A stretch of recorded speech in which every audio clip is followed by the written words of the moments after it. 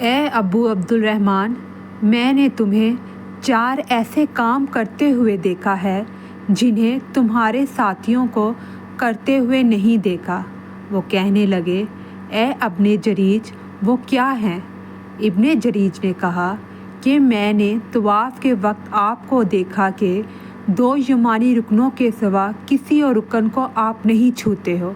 دوسرے، میں نے آپ کو بستی جوتے پہنے ہوئے دیکھا، اور تیسرے، میں نے دیکھا کہ آپ زرد رنگ استعمال کرتے ہو، اور چوتھی بات میں نے یہ دیکھی کہ جب آپ مکہ میں تھے، لوگ ذی الحج کا چاند دیکھ کر لبیک پکارنے لگتے ہیں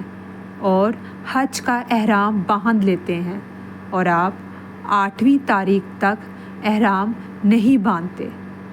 عبداللہ بن عمر رضی اللہ عنہ نے جواب دیا کہ دوسرے ارکان کو تو میں یوں نہیں چھوتا کہ میں نے رسول اللہ صلی اللہ علیہ وآلہ وسلم کو یمانی رکنوں کے علاوہ کسی اور رکن کو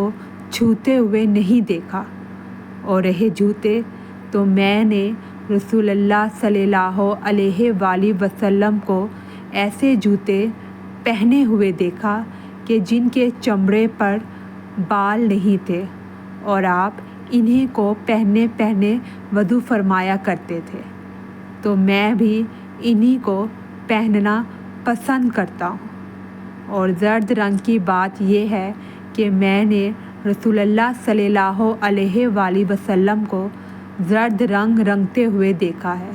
تو میں بھی اسی رنگ سے رنگنا پسند کرتا ہوں۔